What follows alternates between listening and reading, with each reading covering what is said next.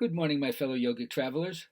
I'm mighty glad to be alive today, and I hope that you are too, as we continue to live, laugh, love, learn, linger, and live the life we love. Today, for my affirmation buzz, it's all about joyful appreciation. So many people are acclimated to the disallowance of well being. They beat the drum of what they don't want, the unwanted.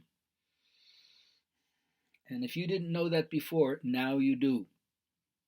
What are you allowing in rather than what are you trying to get rid of or diminish in your life? So if you haven't noticed that you're happier when you're joyful and appreciative. So how do you follow your bliss? How do you look for reasons to feel good? How do you find something to be happy about in the moment? If you do that, you will master and embody the art of letting in well-being, because all experiences, even the ones that are negative and traumatic, can connect you to spirit. So that being said, the teachings for me are the distillation of many, many generations of seekers, questers, shamans, curanderos, and we've distilled all their wisdom, what I call domesticating intuition. It's available to us now if we would only practice it, utilize it. That means that we often also have to not only do things in a positive way, but bring what we don't want to look at, what we've been in denial about.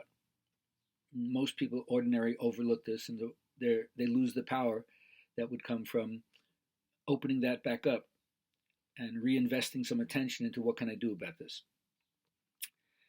So for sure, it's a combination of what I say, emancipation for everyone, no peace without justice. We have to work for human rights. At the same time, what I call the road to ashes, sifting through the broken dreams, all the things that have happened in our life that didn't work out, and the lessons that we can take away from that. And strangely enough, this teaches us a couple of things. First, it makes us get out of abstract thinking and transcendental metaphysical speculation into practicality. Wisdom is what works. Next thing is we learn the real magic is not in receiving, but in giving. So when you're a child, you learn love is something that is given to you. But as an adult, you learn that love is something that you give away. Love wasn't kept in your heart to stay. Love isn't love until you give it away. So I've had experiences that have knocked me on my ass, and you could say, like St. Paul, I'm not that same person anymore. Just give me a new name.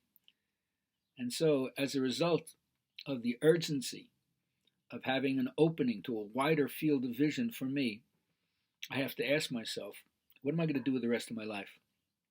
I learned early on, and I hope that you have also, that if you do any work that's uninteresting, meaningless, for the majority of your adult hours, you got to revision what work is all about. You know, they say on your deathbed, you probably wouldn't say, gee, I wish I spent more time at the office. So right away, you have to start looking at whether or not it's worth your time to do what you're doing. You don't want to work yourself to death. And certainly yoga would say the inability to relax, to rest, is what prevents you from actually also living a life that's full and rich. So you got to learn to confront the obsessive quality with addictions that we have. And we have to find out what is the balance between inner work, things we do in ourselves, and outer work, how do we serve society. They say if your inner work is great, no outer work can be small. And if your inner work is small, no outer work can be great. So there's a real relationship between the self-culture that goes on when you're practicing and working on yourself and how that recycles into society.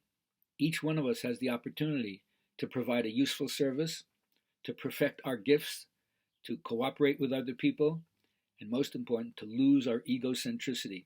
So it isn't all about me. And then you find that you have a legacy, something you can leave behind that will endure, something that will help your family, your friends, your society, and ultimately the globe. So, laugh at yourself. Don't take things so seriously. Be the court jester who makes fun of the king and queen, and they don't kill him, but they appreciate his guts to say the truth and take some edge off of being uber self-important. like Don Juan says, you got to lose your self-importance. So find your way, and we'll see you tomorrow. Don't forget to check out the website, tell people about it, and give me a buzz. Let me know how you think we're doing.